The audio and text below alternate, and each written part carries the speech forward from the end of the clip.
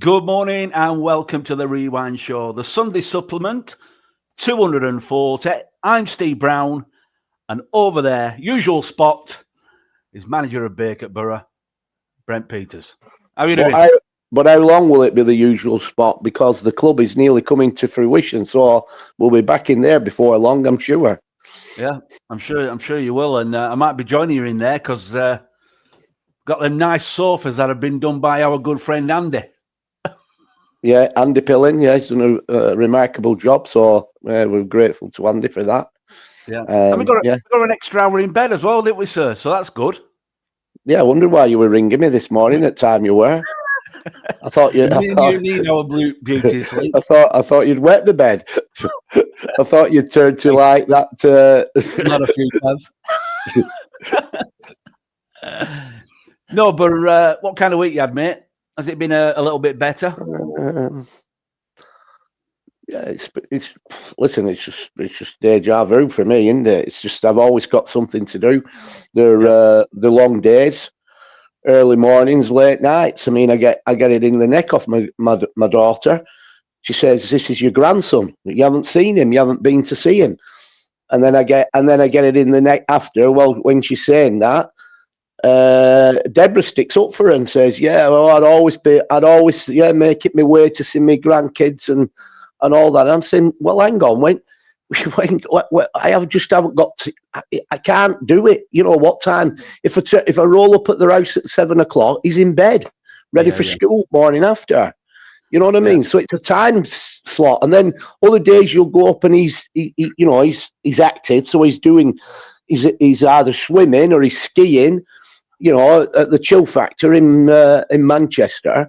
Yeah. You know, so he's quite active. So at the end of the day, it's one of them, isn't it? You know, once we get settled down and the club's up and running properly and functioning properly, then I'll be able to spend more time. But it's just, it's like last night. You come back from football, you know, because of pressure of work during the week and everything.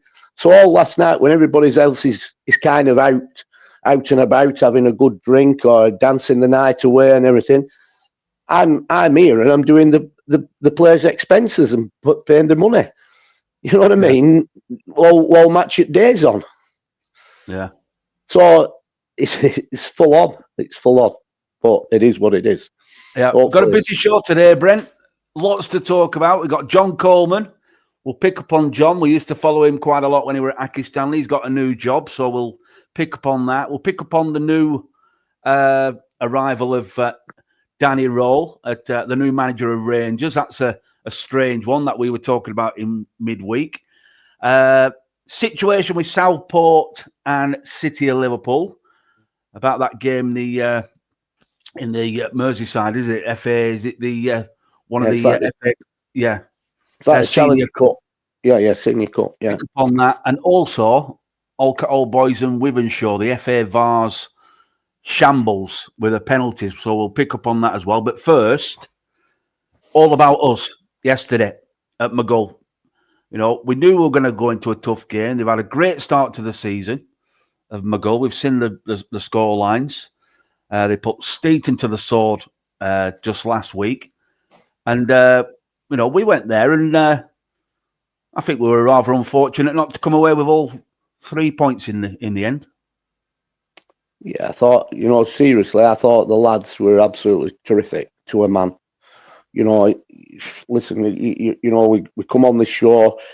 It's only a couple of weeks back that, I sat on the same platform and kind of said my piece a little bit, on because they let themselves down massively at Ashton Athletic, and rightly so. This is what the show's about. But equally, when they pull in rank and get themselves together and can go out and perform, and they've got the right attitude, then I'll be here and I'll throw bouquets at them. And to be perfectly honest, they deserve every bouquet they can get thrown at them from yesterday. As you rightly said, Maghull reform team. You know, if you remember last season, people have short memories, but we set off the season really, really well. I think we'd gone something like 4 games unbeaten, might be 5 unbeaten. Yeah. We hadn't even conceded a goal. We'd scored quite a few goals, but then we came to Maghull, and you know we suffered our first defeat. Yeah, 3-2, I think it was. Yeah, against a very, very good Maghull side. And again, they've kicked on this season. They've done well. They started, like you said, they put Steeton to the sword last week. So we knew that we were coming into, in a way, the lion's den. You know, we knew we you know, on the pitches, you know, it's a night. Don't get me wrong. I mean, the everything about it's good, but it is a tight pitch, and you know, we knew it'd be extremely difficult. But it's like I've constantly said. People ask me questions and talk about oppositions and saying, I don't worry. I never worry about the opposition. You know, never. It's not about the opposition. You build a team, you build a squad, and you believe in your squad that you've got, and you believe in the players that you individually that what you've got. And I know that we've got at Baco a very, very good team, and we've got a very, very good, talented squad. Yeah. Good backups. I mean, you know, we've got key players that are missing with injuries that have been like, you know, long going, and you know the club captain Michael Gervin hasn't been around us for several weeks because he's had, you know, work commitments and going on courses. So that takes its toll, and he can't obviously concentrate on the football side of things. So he's had to take a back seat. So if you think about it, you know, the backup what we've got is excellent, and the team what we've got are excellent, but they're only excellent when they turn up. And that's what I said, you know, like looking at the opposition, it doesn't deter me. You know, I just think about, are we going to turn up properly today? Are we going to be a collective? Are these lads going to instill what the coaches work with them? You know, they trained on Wednesday night on the pitch. You know, Alan, Ryan and Nigel put them through the paces, but in terms of when I say the paces, put them through the drills that we expect them to execute on a Saturday in the matches. And you know, they know what they've got to do. They know where they've got to be on the pitch and what the roles and responsibilities are. So we expect them to turn up on a Saturday and be professional about the duties. And if they go out and execute it like they should do, then you can't ask for anything else. What comes after that, what should come after that, is a really good positive performance. And on Saturday yesterday, we got that. We got a good positive performance. But what can happen in football, as we've seen, you can sometimes have a good positive performance and not come away with what you want to come away with because things go against you that you've no control over, i.e. refereeing decisions. And I know we shouldn't be talking about referees because that referees come up in every conversation and at every level of football. But unfortunately, they will come up in conversation because in a lot of ways, the referees dictate, although it shouldn't happen like this, but yeah, exactly, that's what happens. Now, we can argue, even we should have had 2 absolutely stonewall penalties yesterday, and I mean on the first one, when Conor Morris has got fouled, even their manager in the dugout technical areas looked at me across my technical area, and he's like pulled his face as though to go, "Wow, we've got away with that one." Yeah. You know, that was kind of the expression on his face. We've got away with it. Yeah. But if that wasn't a penalty that he weren't giving, the next one in the second half, we were on Ryan Siddall, was even 10 times worse. It was blatant. It was unbelievable, and he doesn't. And it's right in front of him. Yeah. So my point is with these officials, especially, listen, we're at the bottom end of the scale. There's a shortage of officials. We've got a lot of young lads that come into want to be a referee, and this is where they're applying the trade, and they're kind of learning the trade at the beginning. Now, you know as well as I know, in a referee arena, right? To a point, I'm not saying it's easy to referee. It's not easy. It's never easy to referee. I mean, I won't even referee a blinking training match because at the end of the day, you can't win in that. It's true. You can't. Now, the issue, the simple point is, when it comes to a major decision, this is what is the big test for a referee. Have you got the bottle to make that decision? Yeah, the correct. Have the strength, the integrity that goes with it. That's right. That's the one. And I think too many of them haven't, because that isn't, because the devil if they do, the devil if they don't. But they don't go with the right decision, because if they give easy option. Yeah, they get easy option, because if they go and give the penalty, they're just and especially if it's on an home ground, they're going to get blinking absolute freaking, and it's against the home team, they're going to get freaking pelters thrown at them because they can't win, right? Yeah. But if they don't give the penalty, it's the easiest option out is not to give the penalty on an home ground. Yeah, and all right, people will be saying now are in the referees department, oh, what are you saying? That the referees got no integrity. Well, if that's how you describe it, yeah, I am saying that. Yeah. That they have no integrity, because they haven't. Because it's a bottle job. Well, I'm saying that because he stood 5 yards away, Brent. Everybody else in the stadium knows it's a penalty. And the only man who can make the decision has opted against making the correct decision. Oh yeah, 100%, 100%. And even the own support were saying, even coming off at half time on the first one, one were in one half, one were in the other half. But they coming off at half time, and people are saying as we're going up the tunnel, you're a bit unlucky there. You should have had a penalty, although we were winning 1-0 at half time. But they were saying you should have had a penalty. Well, we know we should have had a penalty. And for me, we should have had 2 penalties.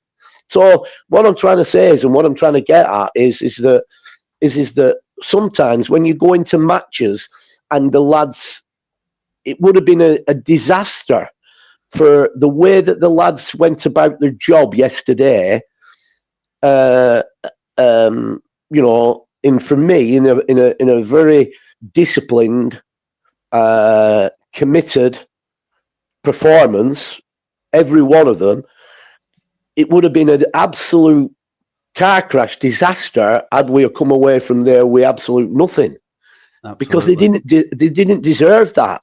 And this is why I'm saying that sometimes you can prepare all you want to prepare.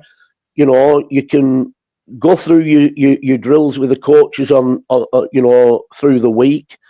You turn up at a ground, you set off in the game, you do really well in the game, you do everything to the letter, but it can still go against you. And to a point, that's what happened on Saturday. It went against us, and it was something we couldn't control. But one thing, what proved to me, which I absolutely, when you sit back in the cold light of day and you look at that game and you look at that performance and you look at the manner in which the game went. So let's talk about it. We scored a really good time right on half time. Right, so we're winning the game when we come off at half time 1-0. We start well the second half, so we go into the second half and we start well. We were in the ascendancy. There were a few dubious decisions on offside, whether they were offside or not. I don't think they were. I think some of them he got wrong, but that's another story. But the game is kind of angling on a knife edge against a very, very good team. So you're looking for that second goal, the second goal to come. And where we had the chance of the second goal to come is probably on the penalty of what should have been a penalty is on Ryan Siddall. I just think that if that's awarded and we score from that penalty, really that game is almost complete. Well, I think so as well, but unfortunately it didn't. And then I think they got a stroke of luck at the top end when they equalised, and it were a stroke of luck because it were one of them. It were one of them when you go into a challenge with a player and you both connect the ball can fizz off you. Yeah, at a different angle. And Jacob May, who I have to say, and I've got to say this, I mean, listen, him and Jacob and Joy Fallon have been absolute colossal. You've been brilliant. The two at centre back, they've been absolutely, both of them have been fantastic. Yesterday, Jacob May, for me, probably deserved. He put a performance in that probably deserved the man of the match performance, and we'll talk about how we get to the man of the match a little when I finish this conversation. But what happened were Jacob's gone in with the lad, and the ball seems to have come off at a bad angle, and it's like shot back into the. It's like instead of going where probably Jacob wanted it to go forward, it's like kind of spun off it's ricocheted and deflected back into the goal. Yeah, exactly. It's come back into a dangerous area, and from that situation, they've scrambled it and scored. So got their equaliser, but it didn't deter us. We still keep plugging away. And were I phased at that time? Did I think we were going to lose anything at that time? No, I didn't. I didn't see it coming really, because you get when you're studying the technical area. You get, and this is why I don't really say a lot, because the pen, I'll write things down. You get a feeling, and you know how we're starting, and you know how we've played and how we're playing, and you think, you know what, things are good, we're doing well. Yeah. I'm happy. I'm happy where things are going, and you're happy. But then, we get a corner, and the disappointing thing is, from the corner, I mean, Joy's going mad at full time, which he will go mad. I mean, we shouldn't. No team, we shouldn't be getting beat off set pieces or certainly corners, because I've said it before. It's like a scrum in rugby. You've got to be a man, and you've got to stand up and be counted. I've got to say though, Brent, Maghull yesterday, they were very effective from set pieces. Oh, they were effective. They kind of, on that second goal, what they got the second goal. They kind of bullied us. They were very aggressive. They were very, but you've got to be listen. You've got to be. What I like, and why I keep talking about Jacob May and Joy Fallon. What I like in football, and this is just the way I am, and I've talked about it before in midfield, when we're midfield players, I like physicality. That's what football, I was brought up in the 60s, and things which were physical. It's a matter. You've got to be able to mix it. And when you see players like Brannigan, who likes a bit of action up top. Exactly. I look at their two strikers, the front men, and I thought to myself, and this isn't taking the different kinds of, not taking anything away from the strikers we have. But then I look at them and I think, bloody hell, they're an handful, them. They're really handful. And, and I might be having a bit of banter online and saying you're freaking, because of how you were physical at one time and trying to knock my player over the line. And I'm like, almost a mark of respect. But I like it, because really, I like that sort of thing. And you know what? Joy and Jacob, they're up against them kind of players, and they give it as much as they're getting. They give it back as much as they're getting, and that's what I like. And that's why nearly every week when I'm trying to pick a man of the match, either of them are never far away from my thoughts, because they do stand the ground. They do blinking go into fight. They do go into battle. They will put their head in where it hurts. They will stand strong, and you think you're going to be outwit me by strength. You're not, because I'm as strong as you, if not stronger. You know, they will go into that battle, and I love it. And that's the why funny thing is, Brent, you told me on, I think it was Friday, both them players were going into that game with injuries. 100%. 100%. I've got a decision. The fact that we don't play now after Wednesday, the fact that we do not play because of something that's happened, and we'll come on to that. Okay. We don't play next Saturday, as it stands, and I can't see him changing that now. As it stands, there's kind of a situation where, in some respects, I could probably, given the nature of the squad, I could probably give them a rest, because in theory we don't play again now after Wednesday until I think it's the 8th of November. Right, okay. I think. So if we don't play again, that it's now an opportunity, because Wednesday is a cup game, and I know while we want to win the cup and be challenging for the cup, right? There's a bigger picture out there. Yeah. And we've also got, you look at yesterday, Paul Shalobi, even though we have been throwing him up front because it was in needs most, but really Paul Shalobi is a centre back.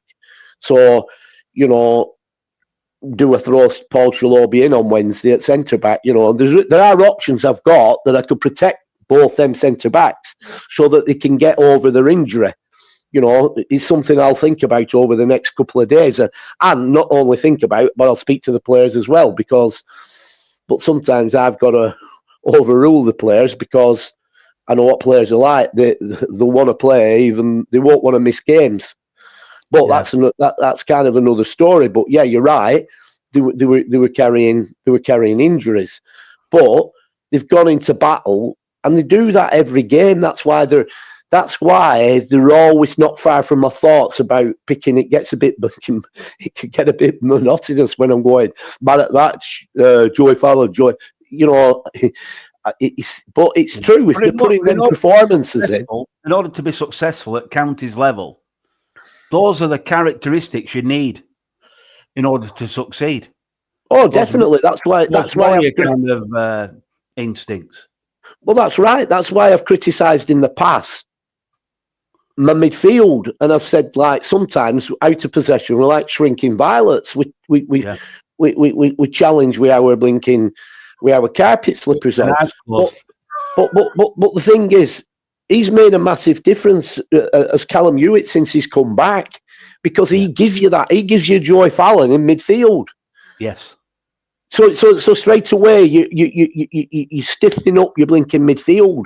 You know, not taking anything away from the other players that are technically gifted and good on the ball and can see a pass and execute a pass and have good vision and can go and support the attack, can come and cover the defence. We understand all that, but you know, there comes a time, you know, in any team and in any good team, there always needs to be that blinking player that is going to be like your anchor man, that's going to freaking absolutely put his body on the line and go through a brick wall for you.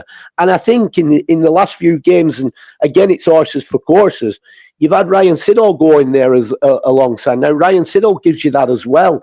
So you've ended up yesterday's midfield, which were always going to be a battle, was kind of good, because you've got Callum Hewitt, who's made a massive, massive difference since he's been back. Massive difference. And I said it on the show the other week, we just got to keep him fit. Yeah. Because he's just proved it. So we've got them two at the back, and then you've got Callum in midfield, and then you've got Ryan when he's on it. But Ryan's on it. You've got two, really, really competitive players in there, which is stiffened. You know, it's kind of stiffened us up and made us cover a lot of the pitch.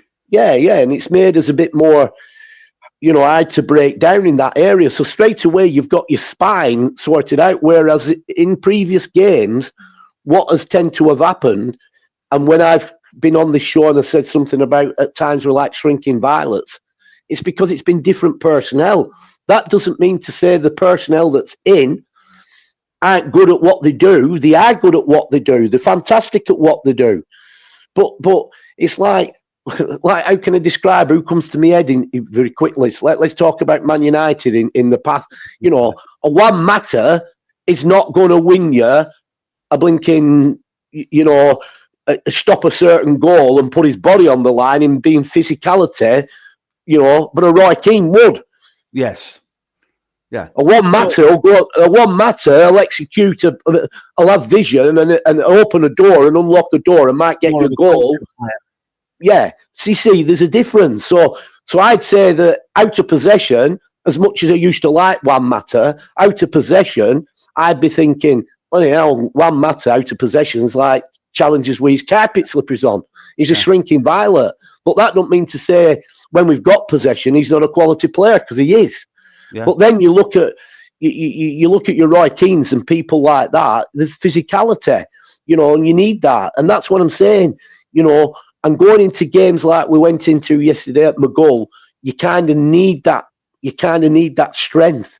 So if you think about it, you've got two great lads at centre back that are freaking absolutely on top of the game, because they needed to be on top of the game, because their striker, they were an handful. You know, even when they took one on, brought another one on, the same principle. They were thinking, giving the centre halves, well, a lot of centre halves, they give them a torrid time, but ours stood up to them, which they needed to do. And then you go into midfield and you've got that physicality in midfield, and then it allows all your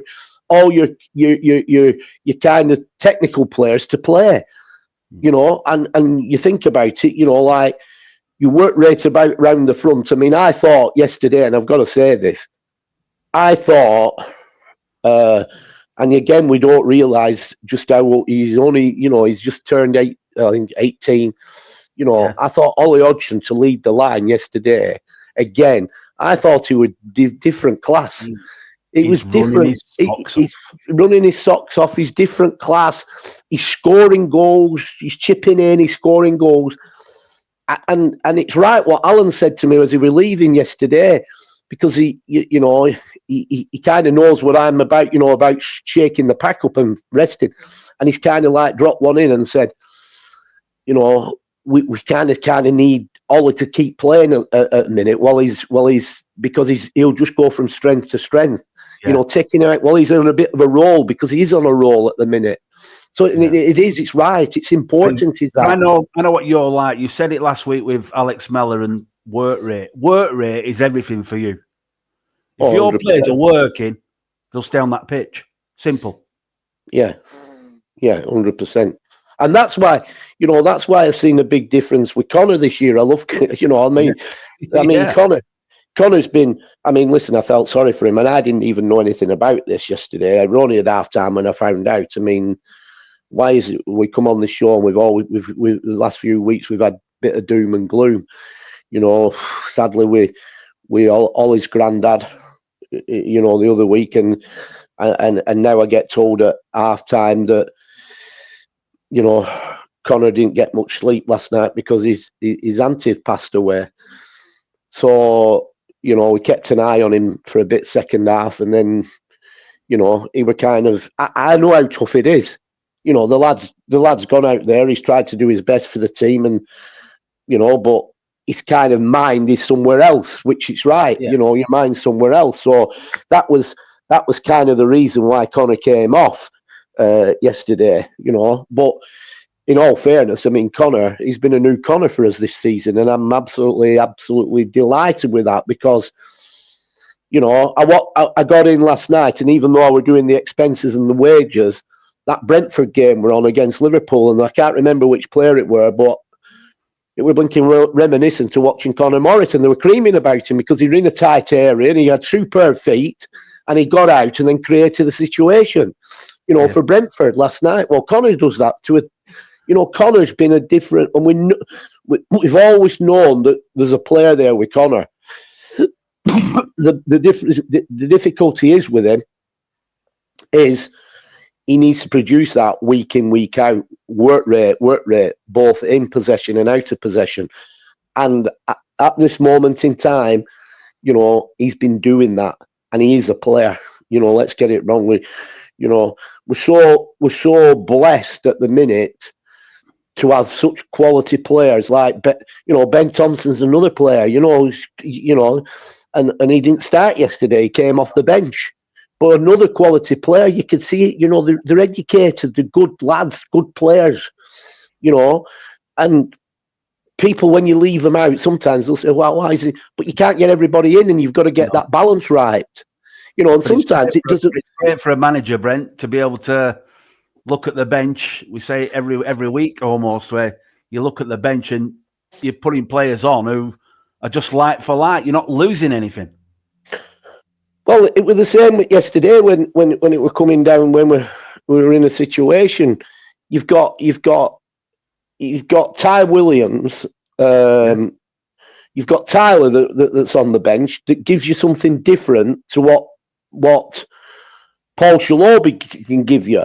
But both of them, in their own right, could have affected that game from the bench yesterday. Well, one of them did, obviously, we went for.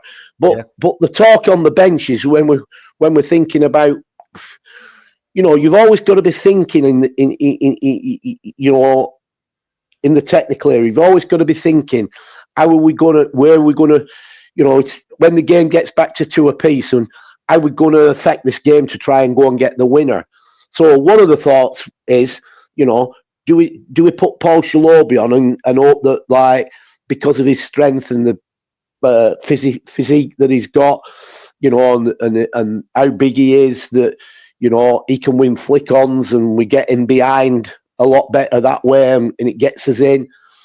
Or do we put Ty on, who's kind of different, whereas Ty will get on the ball, and if he sees an opportunity to drive, he'll drive. Yeah, as we've seen. So it were a balancing act. I mean, my first line of thought, I'll be honest, were, because it's worked for us so many times, we're to think about putting Paul on. It were in my head, Paul on for the flick-ons to get us in behind, to give them something. But then what happened? But then what happened? Then were that were in my thought process, right? But then, we're talking. Nigel came over and he said, or maybe he threw that one in, or maybe Ty with his he's driving. And I went, yeah, it's not a bad shout. That, which one do we go? So I opted for, and it proved to be the right one in the end. But what I'm trying to say is, I think either one of them, if I'd have put in their own rights, would have influenced that game yesterday.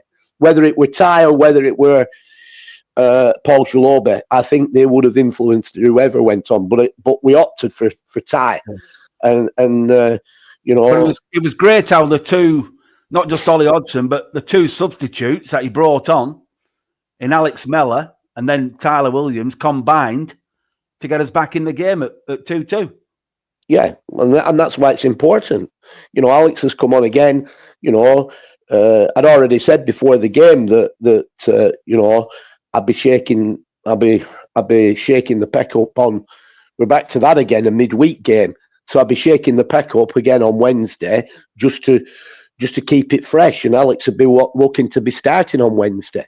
Yeah. But he's come from the bench, and he's produced an assist. But it was quality play. But I think there was a lot of quality play throughout the game. Exactly. From a lot of the all the players. I mean, listen, I'm not going to come on here. I've got my pad here. There were some not good things that were going on in the first half, and I'm not going to come on here and talk about them, because the players know, because we talked about it at half time. But there were a few times, if you think about it, that we were breaking in the first half, and the only thing that we're lacking was that final ball. Yeah. Because we were breaking, and if you think about it, the daft thing is, I'd actually wrote my notes out, bullet pointed my notes, what I were going to talk about at half time on my pad.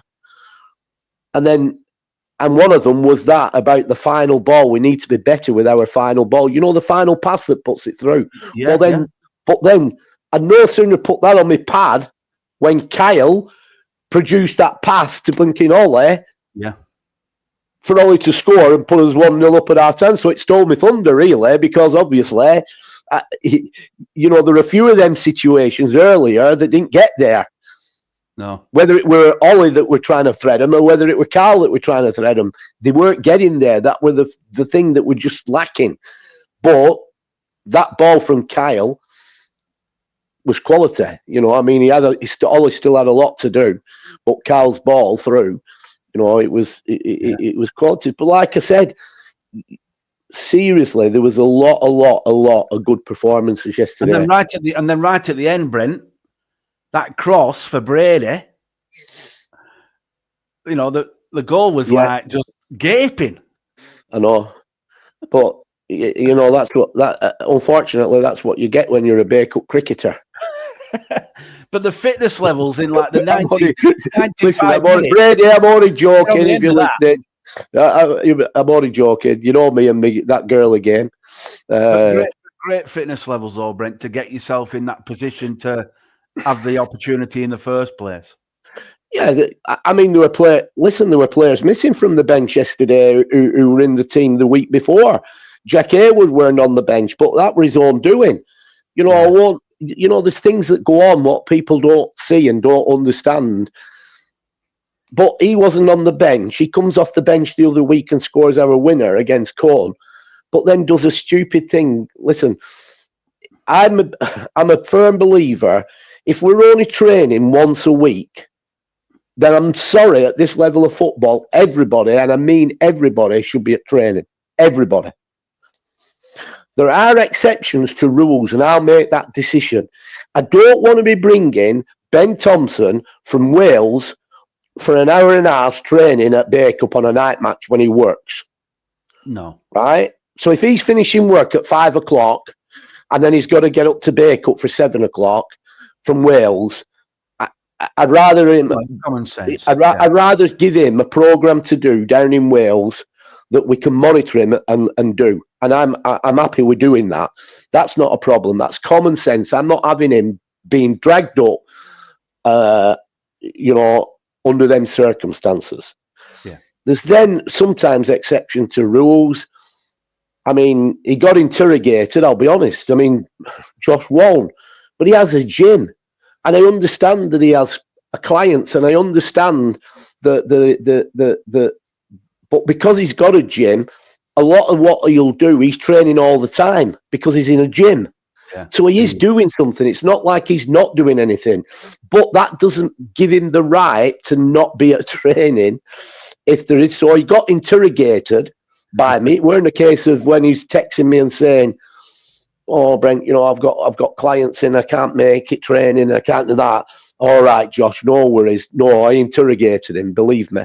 He got interrogated, but at the end of it, I did wilt and say, okay, make sure you keep you are taking over. Well, Brett, Josh Warren got interrogated, and his dad Phil got whacked on the head by a ball from one of the kids who were playing outside at pitch. Well, yeah, that's ridiculous, honestly. I mean, don't even get me on that. I mean, same at Bay. I tell Colin all the time, we've got signs up from the FA.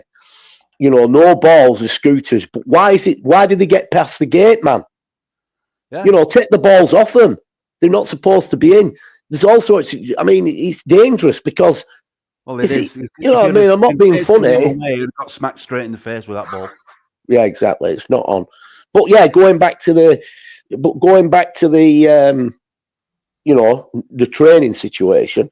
So at the end of but then when you're getting a text message, you've got to understand these coaches, they plan the sessions. They have to plan them, and to plan them, you need to know who's being there, you expect there, and it's all about the numbers and everything.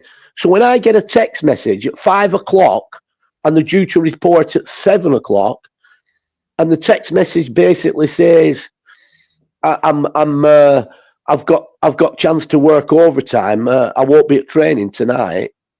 Well, that doesn't sit right with me. It's once a week. Now, there's a bigger picture. Now, when I say there's a bigger picture, the reason why that was just an excuse about overtime, he probably, because he doesn't open his mouth like other players do and try and get a lift, right? And say, can you... What are you coming through to training on Wednesday? Can I jump in with you? Can you pick me up here or whatever? Like they do. Everybody does it. Yeah. He doesn't. He doesn't say anything. No. So then he's struggling to get there. So he'll try and get to training on a bus. So I'll give him every respect for that, right? But then he's throwing one in and thinking, I can't be asked tonight. I've got to go and catch this buzz and that buzz. So I'll throw one in at 5 o'clock and not train. Well, all the sessions are all planned and numbers are planned. Like you said, if he catches the bus, but if he just talked to a player, I'm sure one of them had passed by his house and pick him up. 100% he will do, but he doesn't speak. He doesn't say nothing to nobody. And I said to him, I spoke to him on to approach people.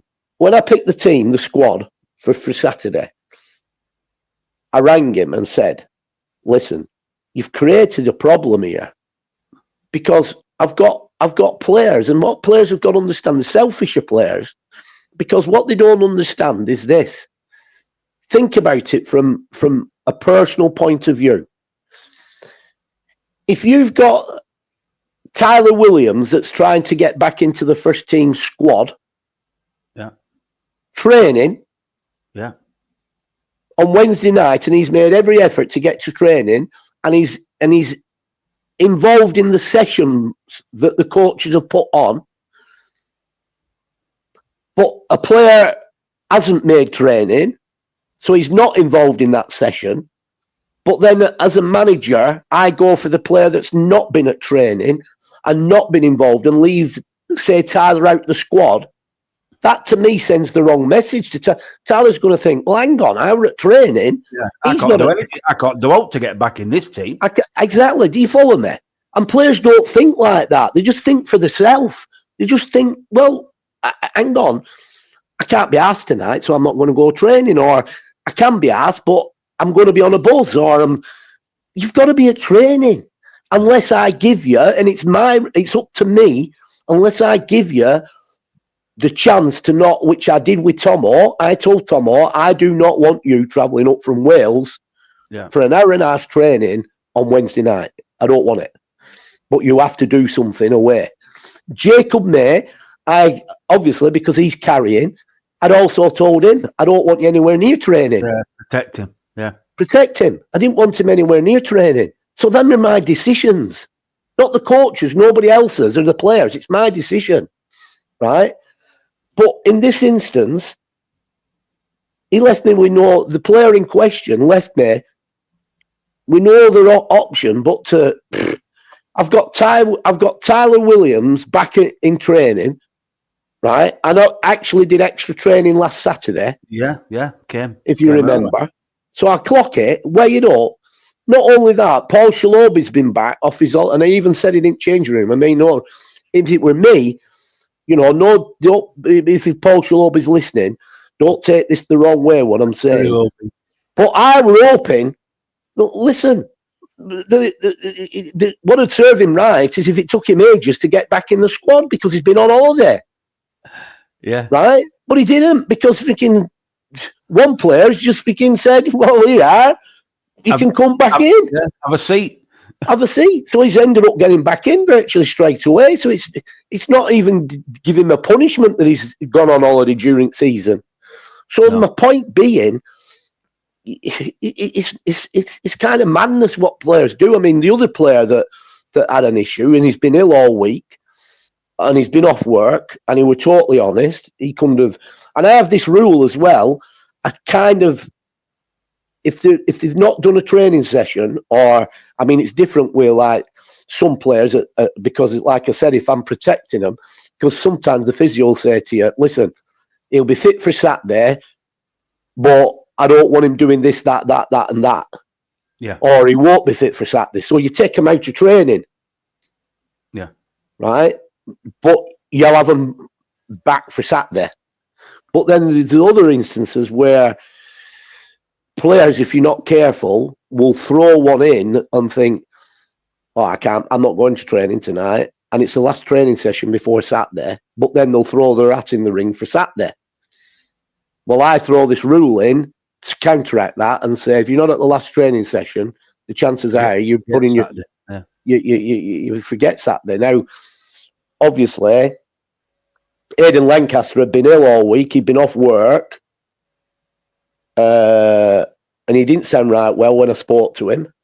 So he were another one. So technically, with two players, one were genuine. We needed him because he was sick and been off work and didn't sound good. So he went out the squad, which opened the door for somebody else to come in, i.e. Ty or Paul Shalobe. And then the situation with Jack, he's 5 o'clock. I'm not accepting that. We're meeting at blinking. Actually, we were meeting at 6:30. So an hour and a half later, we're meeting, and he sends that text. So I'm not having it. So he lost his place in the squad. So, but they make a rod for the back, and it's simple. They're silly, you know. And I spoke to him, and I said, "You've got to shout out." And I didn't really know that it would be something behind it, and it was Ryan that told me. He said, "Listen, it won't be anything to do with him working overtime. It'll be something to do with he's not opened his mouth to get a lift. No, and he's be catching a buzz. So he's got to learn. Everybody else does it. The cashier. So you know, before we were talking about the performance, and you just mentioned it then with Jacob May, but how well Joey were playing alongside, and they've done really well. But I watched the player yesterday, Brent, and I don't know if you agree. I thought Ben Langley were different gravy yet again. Absolutely fantastic against that very good Jacob Tull. Well, yeah, 100% I agree, because you're not privy to who I gave the man of the match to. No, I'm not. So I'm guessing you gave it to Ben. Well, I did, and I'm going to tell you how I come and arrive at man. And one thing I warn now, there's somebody blinking trying to put something in my head. I won't have it, because I'm very much my own person, right? And as I'm walking off, somebody's saying to me, one of the coaches, which happened to be Ryan, Stonewall, he's man of the match. And I went, not having it. Winky sacrilege, not having it. I'll make the decision, and there's a reason why I make the decision on man of the match, because it's not just about what you see in front of your own eyes in front of you. There's other contributing factors. It's like when I pick my player of the year at end of season at end of the season. I don't always pick the best player as player of the year. There's a lot of attributes go into my thought process to pick my player of the year. I remember the first season I worked for you. You picked a player who hardly ever played for Bay Cup that season, and that was Alex Luby. Correct. And you picked him as your player of the season, and everyone's saying, "What are you doing? He's not played." No, but he always bloody turned up. Exactly, and showed the right attitude, 100%. The right characteristics. Correct. So when I looked at yesterday's game, under probably some circumstances, Jacob May would have been a standout candidate. Because I thought Jacob May were different class yesterday, and Joey, both of them were solid, but Jacob May were different class. Yeah. So Jacob May would have maybe can probably feel a little bit hard done by that he hasn't got the man of the match. But the where I come from and look at it this way, it was a tough. I like it when it's a tough decision, and the reason why I like it, because it means that players are playing at the top of the game. Yeah. So if you've got a situation where every player is playing at the top of the game, how do you pick a man of the match? Right? You can't separate one from the other if they're all on top of the game. But yesterday, there was a very pivotal moment for me that ensured that this player got man of the match. And it carried on a little bit from probably last season, like you've just said. The player in question last season ran us ragged at their place. Yeah. What do you call Jason? Jacob Tull. Ran us ragged. Last week, Ben Langley played against, without a shadow of a doubt, Woolton's number far 7 best player. And apart from going off with his nose, he would have been a strong candidate last week for man of the match. Yeah.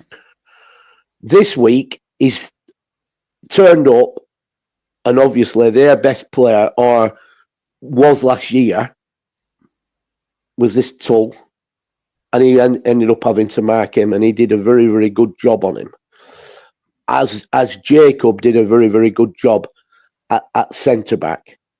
But the defining moment, what made me go and lean towards Ben, was when we clawed our way back in. They were winning the game 2-1, and we got back to 2 apiece. And there was not many minutes left on the clock. And they had an attack. There was a bit of a scramble around the box, and they were scoring. They were scoring. Oh, it was going in. It was going in. I know what you meant. Yeah. The ball was going in the net. And that would have been game, set, and match for them. Yeah, we wouldn't have come back from that. The reason why we wouldn't have come back, because there wouldn't have been enough time on the clock. Yeah. So we wouldn't have come back. But Ben read the situation on top of his performance. He read the situation impeccably to be in the right place, realise it, and it wasn't a case of him, just being stood there. He didn't. He moved. He moved because he read the situation. Moved off his post.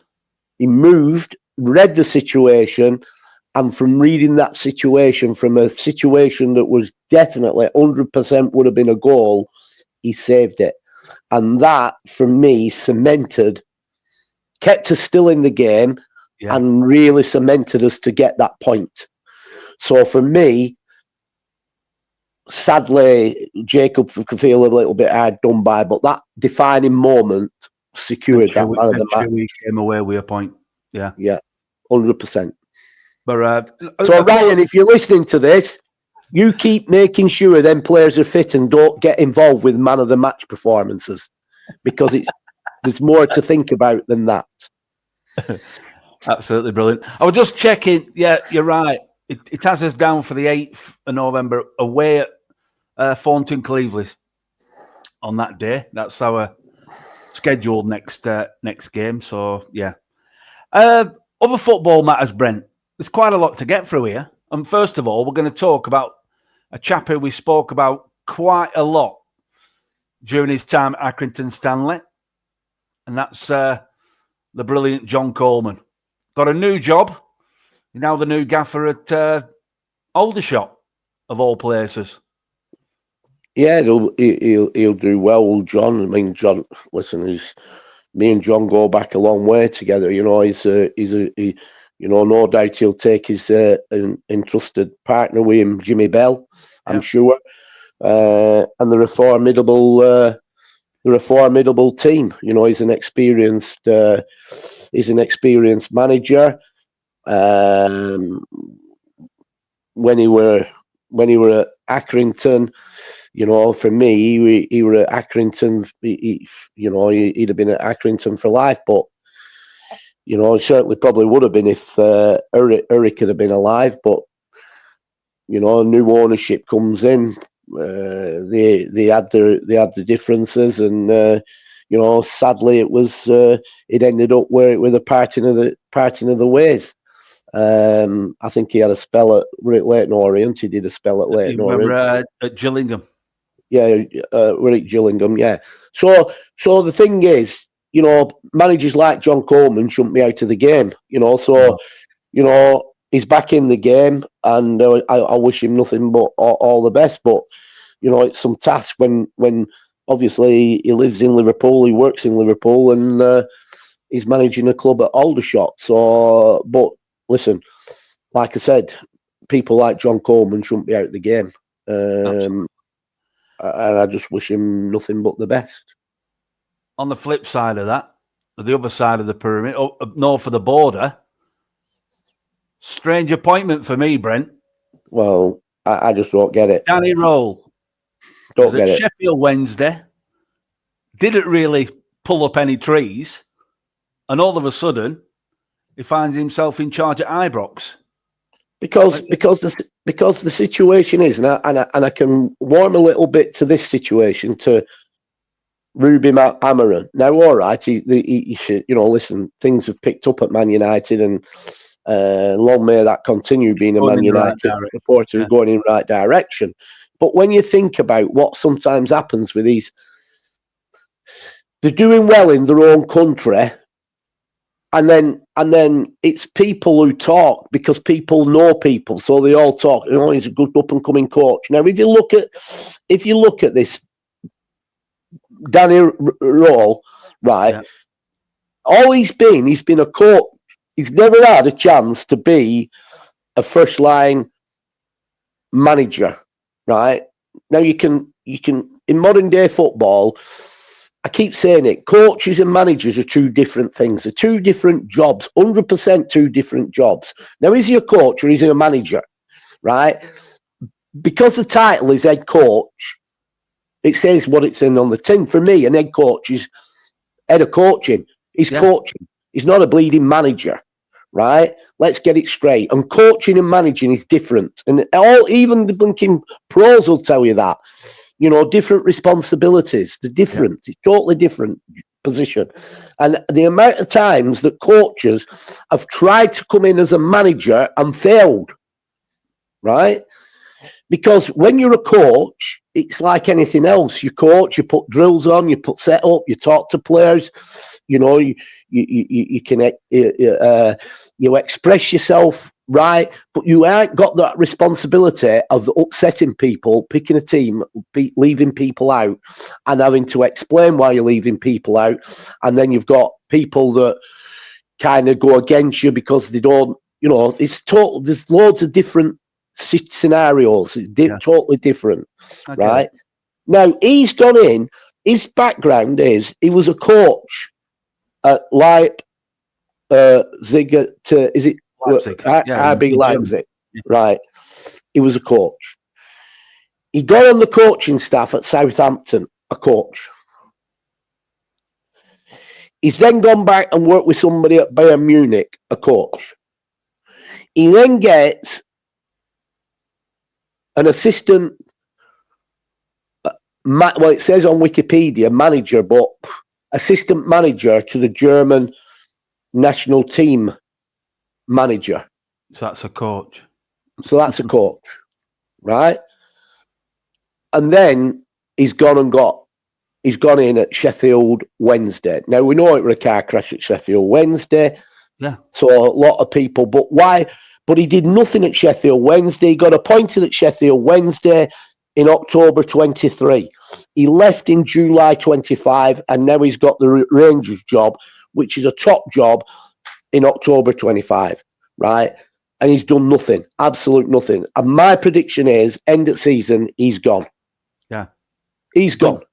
Whoever his agent is absolutely fantastic doing the PR on him. Because if you look at his record, he's achieved nothing. He's done nothing in the game.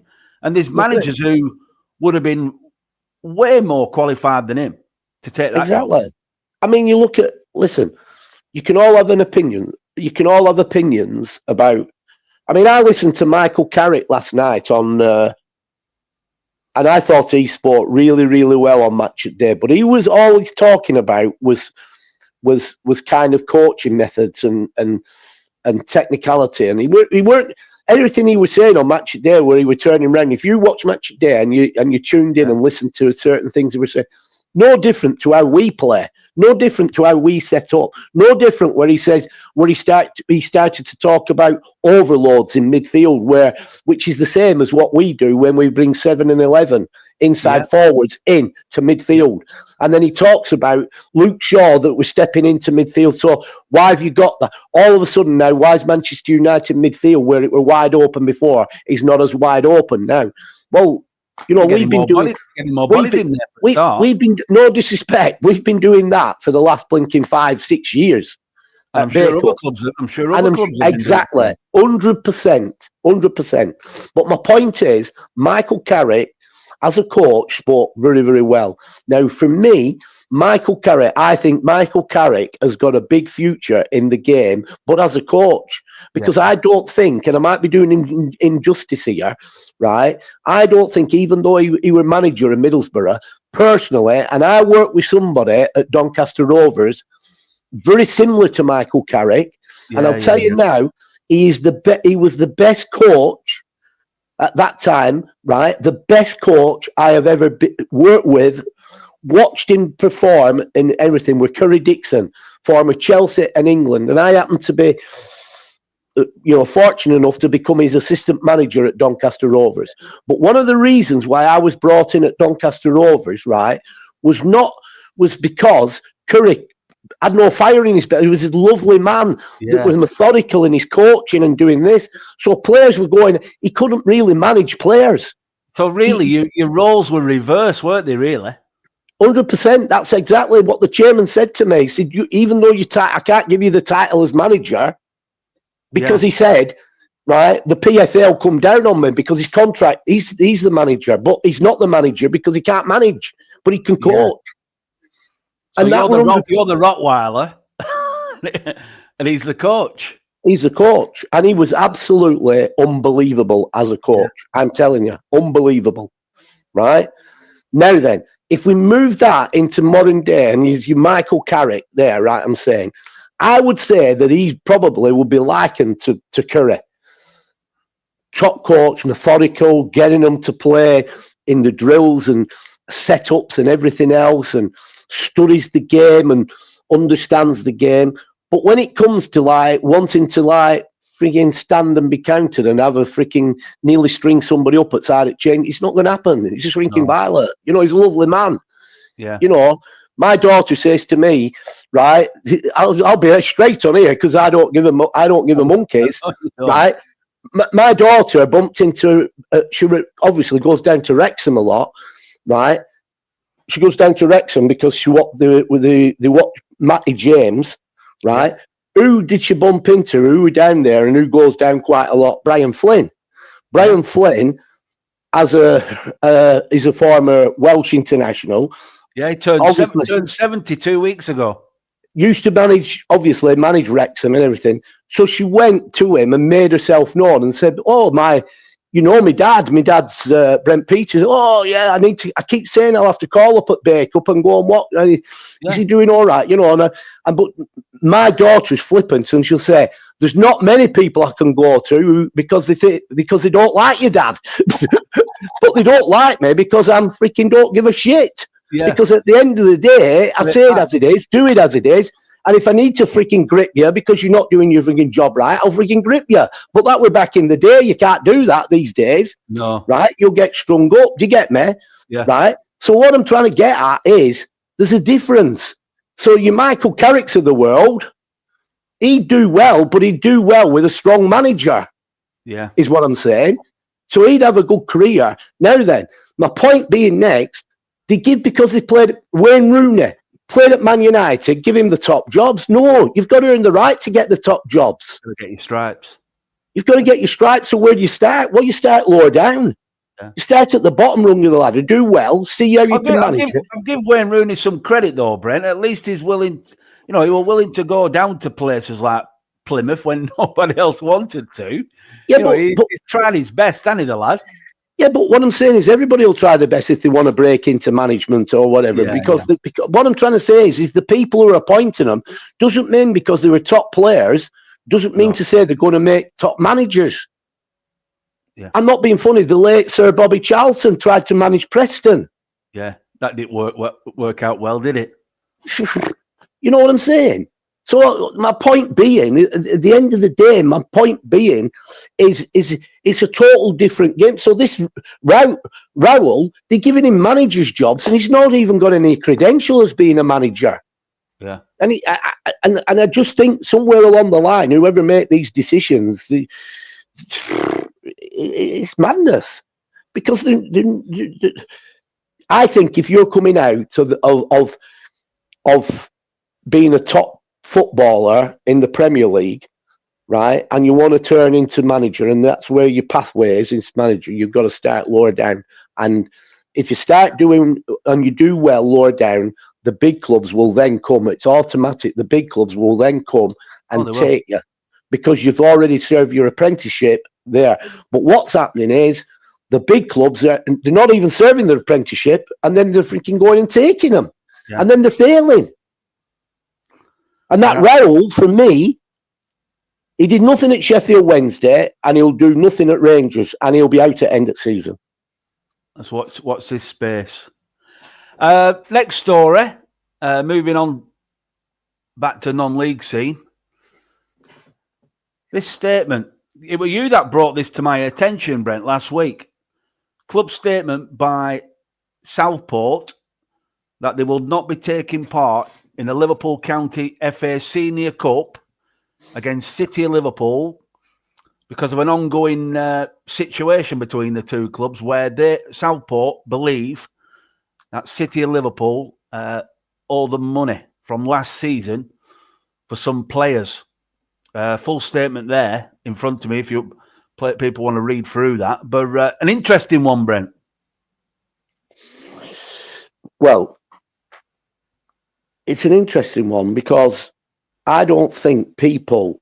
I know it's a difficult one in some respects, but I can't understand why clubs always want to wash the dirty linen on social media. Yeah. I think when you wash your dirty linen on social media, it's a car crash. And the reason why it's a car crash, right? City of Liverpool, let's just take City of Liverpool at a minute, right? A few years ago, they had a ground share arrangement with Brutal. Now, it's like anything in what's fair in love and war, right? So it's like in a relationship, it's like in anything. You can fall in love with somebody, and then very quickly, after 2 years, you can fall out of love with somebody. But there's a reason why you fall out of love with somebody just as quickly as you fall in love with somebody. Do you follow me? There's a reason. Now, they fell in love with Brutal, and Brutal fell in love with them to come together to have a ground share agreement. Now, obviously, something along the line has upset either Brutal or upset City of Liverpool, right? Whatever. So whatever's gone on's gone on. And that is... And when something like that happens, it's obviously in the public domain. So you'll always get people who don't understand the true facts that will jump on the bandwagon and start criticising. So if you're a City of Liverpool hater because you don't agree with them and you don't like them, you're going to put something out on social media. And even though City of Liverpool could be right, in your eyes, they'll be wrong. Yeah. Because you don't like them. So it just gets banter coming up on social media. So it's bad. Now then. So all that happens is that they got a load of criticism over this ground share with Brutal. Now, I'm not privy to what went on. I'm not even going to get involved with what went on. All I do know is that, you know, they were falling out. Now then, in this instance with Southport, let's get one thing straight here now. Southport, this season, is owned by different people who owned them last season. Yeah. That's the first thing. But irrespective of that, right, it doesn't matter. So what happens is, so you understand this, if you want to loan a contract player from a club. So let's say I want to loan now a contract player from Charlie Football Club. And we agree to pay, obviously, it's all beyond the official forms and everything else from the FA, and we agree to pay that player's wages from Charlie Football Club. We don't pay that player his wages directly. Charlie invoice Bacup. Yeah. Because he's Charlie's player. He's their player. But he's loaned to us. So Charlie will send a bill to Bacup Borough, and Bacup Borough pay that bill. Right? So it's Charlie that's paying his wages, but indirectly we're paying his wages, but it's back through Charlie. You get me? Yeah. So this situation that's obviously happened at Southport is that Southport they've come to some arrangements. If it's been done properly and done through the FA on official forms that they should have done it on the official forms, what would happen is this, is that Southport will invoice City of Liverpool for the services of these players. Yeah. If City of Liverpool don't pay Southport, then there is it's like anything else. If I don't pay BT eventually will take me to task, and they will go for recovery to get that money. So there's obviously a situation here where City of Liverpool have not paid Southport. Now then, when it comes to football matters like this, in my opinion, what should have happened is Southport, why have they gone to social media and put it in social media? If they felt so strongly about this, my first reaction would have been to probably speak to the FA and say, where do we stand here? And I would have thought, and I'm sure I'm right on this, the FA won't get involved in even though it's in an FA situation where there's money, but where there's money outstanding, it's like a player. If a player leaves the club and he owes that club money for fines that he hasn't paid, right, you've got to take him. FA won't get involved. You've got to take the player through litigation to get that money back, right? So the FA won't get involved, right? Now, in my opinion, I don't think the FA will get involved in this because it's a matter between the two clubs. So if there's a matter between the two clubs and they haven't paid Southport that money, would have to go to their lawyers. They've got to go to their lawyers. But so then you've got to make a decision, even though there's a bit of feuding going on here and a problem. You're in football, so does that mean that you've got a right to pull out of the competition, or are you saying you're refusing to play them because they owes money? I'm not so sure that whereas that's a separate debate and that's a separate issue. I don't agree with that personally. I think if you've got drawn against them, whether there's a lawsuit going to go ahead, or you're going to chase money, or you're not going to chase money, I kind of think you could get a situation, couldn't you, where you've got teams doing that at will, saying, "Oh, I'm not playing that side in this cup because I don't like them," or and it can get a bit silly. Well, I think it could have been handled. Again, I don't know. I'm only listening to reading statements. Yeah, I'm reading the official statement from Southport. But I think it could have been handled a lot better, because you play them and you turn round, and at the end of the day, if there's any you could get one and just say, well, hang on, I'll tell you what, there you go, it's there in writing, you owe us X, Y, Z, so I'm taking that out of them expenses. And then it's up to them to take litigation against them. You get that? Touche. Yeah, exactly. You get me? Yeah. So at the end of the day, to me, it's just gone nonsense. At the face there. Well, I think so. I don't think why. And again, as soon as they bring it to attention at social media, no matter, there's a sensible people who look at them statements and form an opinion, and then there'll be the blinking empty heads that don't give a blinking. I'll just jump on the bandwagon and pull and kind of freaking slaughter you. Yeah. But I just don't think it's been. I don't think it's the social media. I don't think it should have been brought to the attention. Do I think Southport, whether they're peed off with it, and do I think that they should pull out of not playing them? No, I don't. I think they should play them, right? They should play them whether they like it or they don't like it. And I think that, I mean, it might be a bit different if it's at City of Liverpool and they have control over the gate receipts. I can't remember if it were at City of Liverpool. I think it's actually at Southport. Well, there they go. They're in control. So if it's at Southport, right, and they've got the gate takings, right, and their share of the gate comes to, like, say it's a profit, and they've got, like, say, for instance, I don't know, they've got £500 to come, I'd be taking some of that £500 back. I'd just offset the debt because I'm in control of it. I'll let them come and chase me and say, no, you're out of order doing that. Well, no, we're not. Get your lawyers on it then, whether we were out of order. Yeah. Anyway, another interesting one, but no, just disappointing that that won't take place now. Another one. A lot of news this week, Brent. It's been great to have all these stories, and this was one from last week, and this were a massive one. This one on the socials, not just on the socials, but on even the BBC have picked up on this story, and that's the penalty shootout between Holker Old Boys and Wythenshawe FC. It went to a penalty shootout.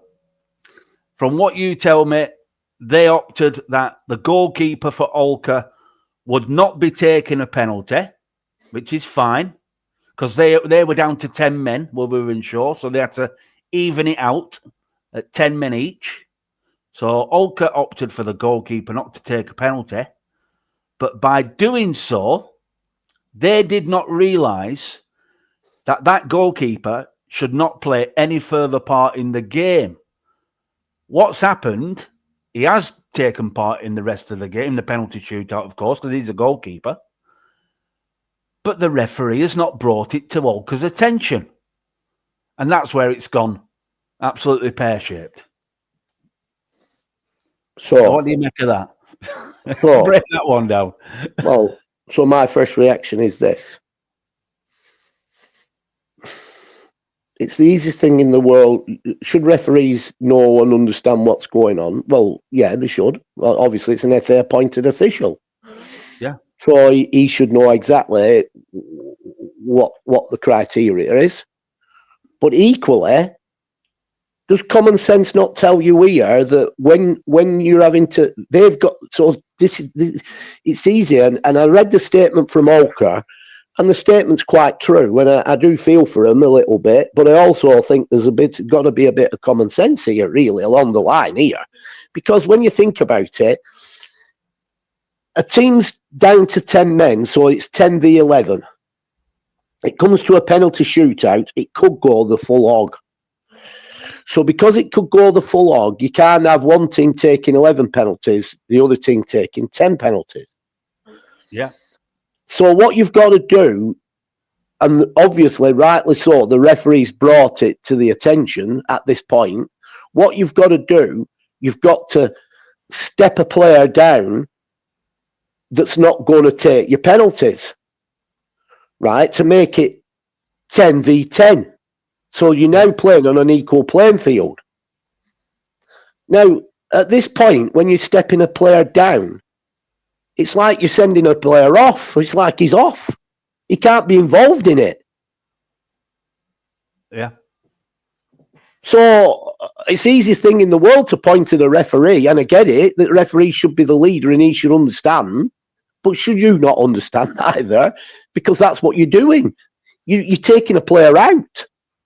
But maybe that's where the confusion's come for Holker, is the fact that they believe they're just stepping him down from taking a penalty. Yeah, but if you're taking but you can't do. You send him off, aren't you? He's got to be off. Yeah. It's kind of a grey area then, really, unless you're linking thingy, because you're sat there saying, yeah, but they think they're only taking him off from taking a penalty. Well, how can you? They've picked the goalkeeper. Well, the goalkeeper's got to go in the goal and save penalties. So a player they've nominated to step out, is actually in the goal saving penalties, and Holker went through. So obviously the goalkeeper's probably saved a couple. So he's done his job, but he really shouldn't be on the pitch because they've nominated him to step out. Yeah, but I'm of the belief that really, with the official being the FA representative, before a penalty is even taken and he's got the goalkeeper stood in front of him, he's got to be saying, hold on a minute, you can't play this man. You just notified me that he's taking no part in this game. Yeah, I get that. I understand that 100%. He should have said that. He should have said, your keeper's out of it. He should have stopped it before any penalties were taken. Yeah. 100% he should have stopped it before any penalties were taken. Is what Holker are saying in their club statement. He should have stopped it, but he's allowed it to happen. And this is what's created this this issue. But does that make okay, let's take it one step further then. So as much as it's disappointing for Holker, and I get it, and I don't disagree with anything they're saying, but does it make it right that Holker, if a referee's made a mistake, should that mean that game they should ignore that mistake and Holker go through?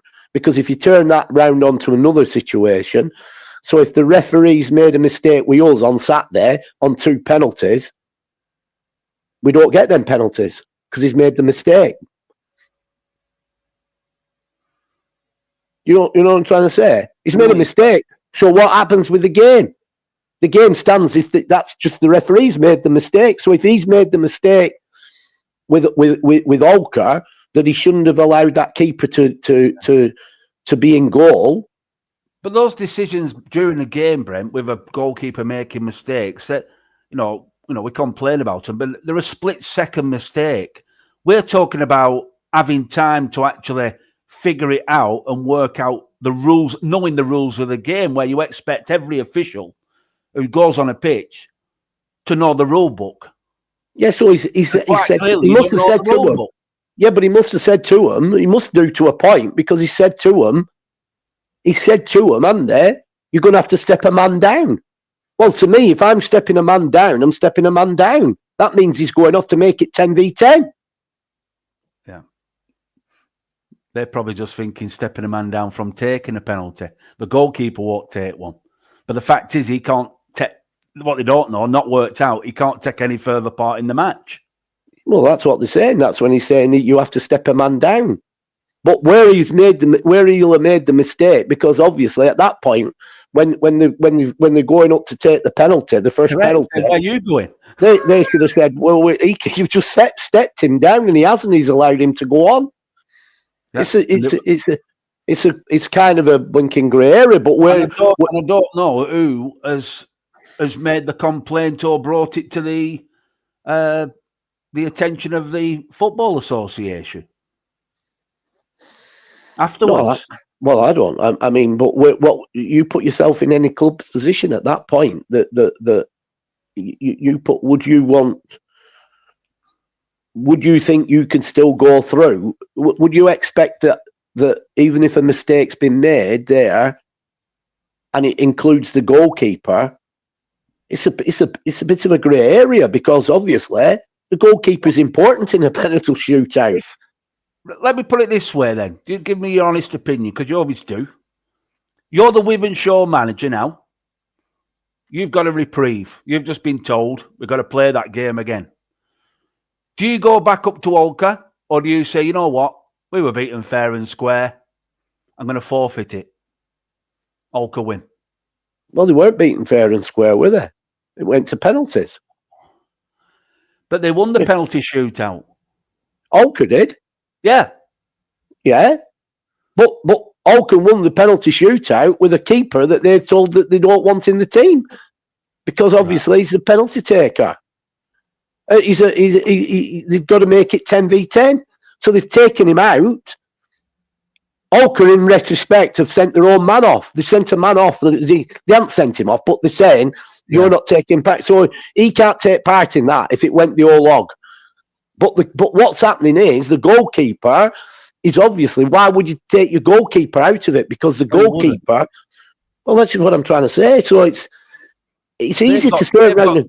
They've got the interpretation of the rule wrong, but so is the official. I look at it this way, that to me, I get it, but if you're down to 10, if they're down to 10 men, they've sent a man off, right? So break it down. They're down to 10 men. We're now going to penalties. Right, I'm the referee. Right, this is a situation. It might go the whole hog. If it goes the whole hog, we can't have you nominated penalty takers with 11 and nominated penalty takers them with 10.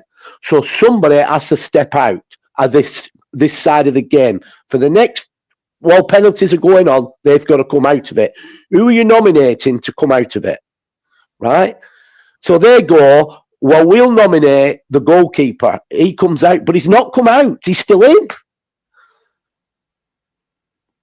They've nominated somebody else, obviously, to come out and taking the penalties, but the goalkeeper's still in, who plays a big part in the penalties. It's an absolute mess, isn't it? It is a mess. Man, this is what I'm saying. So who's brought it to the attention? I don't know. Maybe the report that the referee has to send in. Well, when we've been involved in penalty shootouts, usually what normally happens is you'll get round your team, you'll get the list, you'll go to the referee, and they'll go around their team, they'll get the list. Then you'll go to the referee and say, that's my list of penalty takers, right? And they'll say, that's their list of penalty takers. And off you pop, you do the penalty. So unless somebody's been freaking absolutely really vigilant and knows the rules at Wythenshawe. But how would they know that they've nominated? This is my point now again. Yeah, would they know? We wouldn't know. I wouldn't know if we were taking penalties as against, say, for whoever, Wythenshawe. I wouldn't know who they've nominated to take out their team. You wouldn't know what's on their piece of paper. No, correct. So it's like, so when that's gone into the FA, if the referees had to do a report, and then the FA have come and said, well, hang on, there's something not right here. I mean, the goalkeeper's taking part, but yet you have goalkeepers. So he must have had to put in his report that have had to take out, we've had to leave Holker with a player less, and it was the goalkeeper who they nominated. And then when the FA have seen that and say, well, hang on, he saved the penalties. He shouldn't have been on the pitch. Shambles. So it is a mess. Well, anyway, they're going up there this weekend, which is why we won't be playing them next Saturday. They'll be playing Wythenshawe in that replay, but it's going to be a bit bitter up there, isn't it? More ways than one. Well, it is. Yeah, but listen, it's not. It is. Listen, what can you do? You know, it's. I mean, listen. The trouble is with the FA on all fronts. It's the FA are never wrong with anything. The systems at the minute, they'll never be accountable. No, the systems at the minute not fit for purpose. There's all sorts of things go wrong. You can't. And we don't even. They've formed a new system. You don't know what's going on. They actually took. I haven't been able to get on the book. And then I complained to the FA, the LFA, who then sorted it out for me. When I went on and made a payment, it's charged me twice for one offence. We got done in a game where we had multiple bookings and we got fined £150 because we had multiple bookings. So last Thursday, I think it were, I ended up having to pay £300 for multiple bookings. And I thought, so I rang them up on Friday. I said, we've not had lots of multiple bookings. So why have I had to pay £300? When it comes out, they've said the system is not fit for purpose. We've had other clubs that it's done that with. We'll credit you back. Well, in the end, I just said, well, don't credit me back. You might as well leave it on the blinking account. And then any more bookings, any more bookings, we'll just take it out of that. But it's, you know what I'm saying? It's just, but the FA are never wrong. It's always the clubs. Yeah. So I don't know. I mean, I feel for it. Listen, at the end of the day, I feel for Holker. It is frustrating. They think they've gone through. They've lost the prize money. It's a technicality. Who spotted it? I don't know who spotted it. I'm sure that we wouldn't. You know, if penalty shootout, like we've just said, you wouldn't see their piece of paper. It comes down to the referee. Why has the referee not jumped on it straight away? We should have done. He should have jumped on it and said, "Hey, well, hang on, you can't have him in goal. Who's goaling taking him? He can't goal and save the penalties and then not take them." Yeah, that's not happened. You're taking him out, but that's not happened. They've allowed him to play. So the referee, to me, is the one that and that's what Holker are saying, is the one that's that's at fault, and you know, he's messed up. Yeah, and no doubt. But even though that he's messed up, let's look at it from both sides here. Even though the referee has messed up, and the FA know that he's messed up, does that mean that the result should still stand and Wythenshawe go out, or does that mean that they have to replay in the integrity of the game? well, by the rules, unfortunately, the rules state they have to play it again. Yeah, because of the mistake by the official. But we won't know, and the FA won't tell you how much that referee's been done for it, because he will have got done. No. Oh, absolutely, because it's made it onto national press. Yeah, he will have got done, but they'll not tell you. No. Well, Anyway, Brent, really. It is. Last point, Wednesday night, are we expecting any changes in personnel? Will you be resting players and giving players game time who've not seen too much game time this season? Let me tell you, right? So I've said it. We said it in a previous show. Yeah. I've always been one throughout my time. If it's not been broken, why mend it? So, in other words, when we're on a run, I think that continuity is important. Yeah. You know, and keeping the momentum going. That's what I've tried to do, and that's what I did. And I told you that. But when we played the forward game on the Wednesday, and we came to the Saturday game at Ashton Athletic, we were nowhere near at the races. What? Players, we had to find a reason why, and players were even saying to me they were heavy-legged, and they felt heavy-legged and they couldn't really get themselves going. And because we've had issues in previous season, where I think we've had this situation in previous seasons, where we've been up there on a midweek game, and then we've been flat on the Saturday game when we've played midweek games, and I couldn't get my head around why that's happened. I just put it down to attitude, but it's happened. And if you remember that I said that, you know, in the past, I've said these players have proved that they're a very, very good cup side, but they can't sustain the levels of performance that'll get you a promotion, right? Which is what I've said it in the past. So there come a time after that, I have to. I'm also a believer that if you keep doing the same thing, the same end thing will happen. Yeah. So in other words, if you keep doing that, where you keep picking the same team, when it comes after a midweek game, when it comes to the Saturday game, right, or the midweek game, you know, the same thing's going to happen. They're going to be flat again, and it's not fresh, and they're going to be, you know, not performing. So I made the decision, and I told them this before the after the Ashton game, that the fact of the matter were, because they were next time the midweek game come along, I'd look at it and try to utilise my squad better. And if you remember, that's what I did. I took 2 players out in the last game at Walton last week after playing Corn in midweek. I took Brady Boardman out and I took Ryan Siddall out. Didn't make all wholesale changes. I just took it out to freshen it up with the players that I felt needed freshening up. In terms of that, didn't mean that Brady hadn't been playing well or Ryan hadn't been playing well. They had been playing well, but Brady's played in every game. Yeah. More or less. So basically, it would just made sense for him to sit out when we've got Mason Fallon that needed ticking over and coming in. Yeah. Equally, I could take Ryan's. I've said to you before, Ryan's an honest player and will give his all and get the boat. And he's one of them that even though his tank is going empty, he will not turn around and tell you his tank's going empty. You can just see it from his body language on the pitch. Yeah. He's not covering the ground that he should be covering. So I made the decision to take him out, freshen it up. But I did say, that doesn't mean to say that you won't be in the next game. And I've been true to my word. The next game was yesterday, and I brought them back in.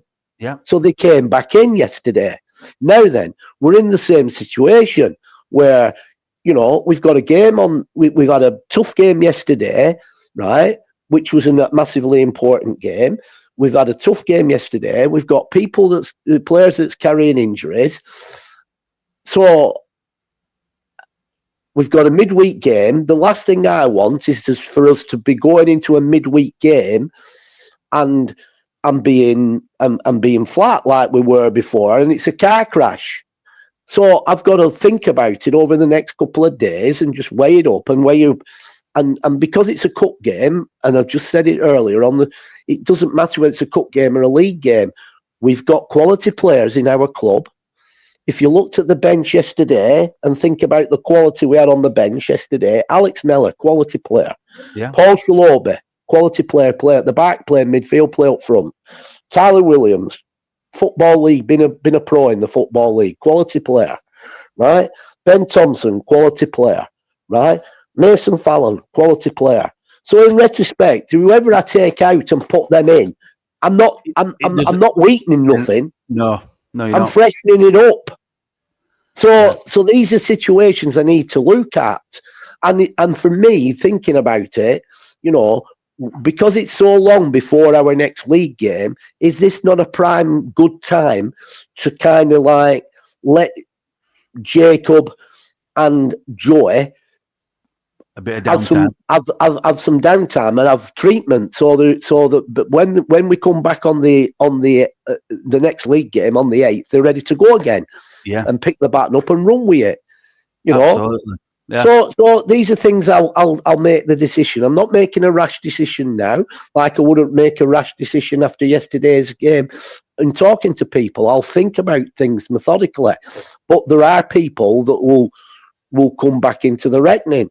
There's obviously, you've got the likes of Aidan Lancaster, who's been ill, but he's got a pedigree. He's been a pro, so he might come into the reckoning, and we'll have to see how he is. But this is a good time. I don't think that I'm weakening anything. If anything, I'm making it as strong as it were. Yeah. So that's what we'll just assess over the next couple of days. Good stuff. Well, we'll have a live comms as always, 7:45 for an 8 o'clock kickoff. Anything more to add, Brent, before we wrap up this one? No, I'd just like to thank Joey Fallon Senior for my lunch yesterday. I enjoyed it. It was very, very good. Thanks for that, Joy, if you tuned in. I hope Pauline's a lot better than she were yesterday because she had a trapped nerve. But now she knows how I felt after our performance at Ashton Athletic. I had a trapped nerve, a blinking big pounding headache. but no, joking apart, I hope she's okay. And I'd just like to say that next time we're warming up, the likes of Josh Walden and co, keep the balls on the ground, because I ended up, me and Nigel Langley yesterday, we're blinking balancing on a blinking banking at the other side of the ground. Would you believe that there's a blinking river runs through? So, and I nearly went freaking flying in. So I've been like telling me that you got offered coffee and biscuits. Well, I had to walk round to these houses, blinking walk round, didn't I? Knocking on a door and got invited in. And do you want to brew and sit down and have coffee and biscuits? So my day in Maghull was an interesting one yesterday. Always excellent hospitality over at Maghull. Always. It is. You're right. It was good. It was good. Yeah, great. Well, Brent, let's wrap it up. Great show, and I'll speak to you. I'll see you Wednesday. Top man. See you later. Bye.